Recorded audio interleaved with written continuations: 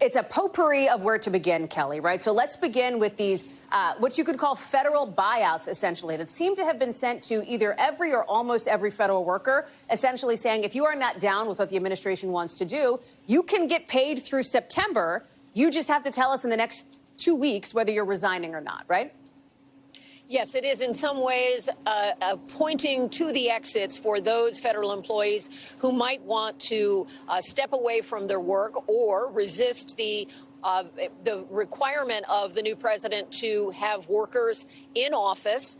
This administration says about 6% of federal workers are showing up for in-office required work 5 days a week. There are many different categories which allow remote work and telework that are built into the system, but they want the workforce back on the job. And so this offers workers who might be uncomfortable, unwilling, maybe just needing a life change, any of the reasons that an employer, this being the largest employer, the federal government, would offer workers a chance to leave their positions with a cushion of financial pay and benefits through September 2025. The ultimate goal here is to reduce the size of the federal workforce and also giving an incentive to those who do not feel they are aligned with President Trump to be able to exit. Now, many federal workers are not supposed to be in any way affected to this degree by the political top of the government, meaning longtime career service civil service employees who work for presidents of both parties over many years and do their jobs separate from the whole political scheme of Washington. This administration is trying to say we want to pare things down. That's been an objective they've talked about. And they're offering this in a widespread way with a limited window for these employees to consider it, to sign up for it, and then we'll get a better picture of how many federal workers would be willing to step aside. And then there'll be other questions, like what kinds of jobs are they vacating? Will they be replaced? Will they be replaced with people who are particularly loyal to President Trump? All those questions still to come. But this is something we see in corporate America quite often, the offer of buyouts to reduce the workforce, and now we're seeing it here at the federal government. There's also this new executive order that has just come in as well, one of a slew that the president has put in place over the course of the last 8 days. And the White House has made clear that when it comes to transgender youth, this is a priority for the new president. When you look at how this essentially restriction on gender-affirming care aligns with other states, 26 states already have passed similar laws. Obviously, this is not a law. This is an executive order, but have passed something similar on the state level. This is now President Trump doing, again, something else that he said he would do on the campaign trail, Kelly.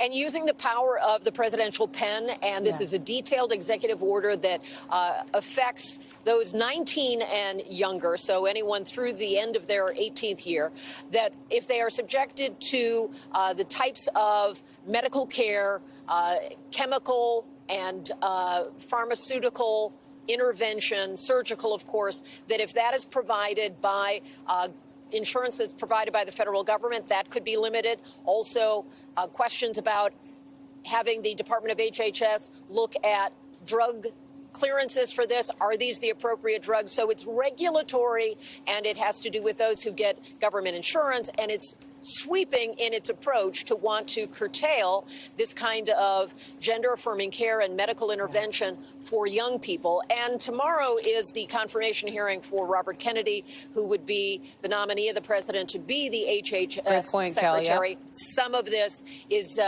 directed at that agency.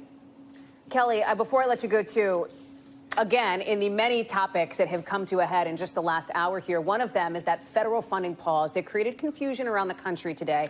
Confusion that the White House blames on the media, that others from lawmakers and beyond, right, regular folks have said they really feel they don't really know what to expect from this. The White House sought to clarify this today, but at about 5 o'clock Eastern, so just about an hour and 7 minutes ago, right on the dot, as you well know, a federal judge came out and essentially pressed pause on the pause until Monday. We now know that 22 states have filed a lawsuit over this federal funding freeze as well. So the legal challenges are mounting here.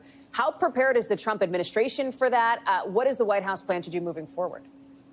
Well, the White House is arguing that it has the legal authority, and now that'll be tested. And certainly this president is prone to litigation. It's happened in his real life, his personal life, and it certainly happened through his time in the White House in his last term. So this is something that they expected. They are arguing that the president has this authority and that what they want to do is make sure that the executive orders and the policies of this administration match what is happening on the agency level. Now, many other voices are saying that goes too far. It interferes with Congress's right to appropriate money and to have that money be used in the way the law, the various laws that are attached here are written, and not to be simply changed by a new president.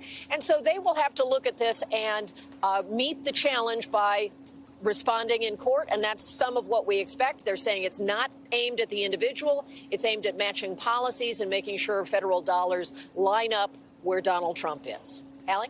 Thanks for watching. Stay updated about breaking news and top stories on the NBC News app or follow us on social media.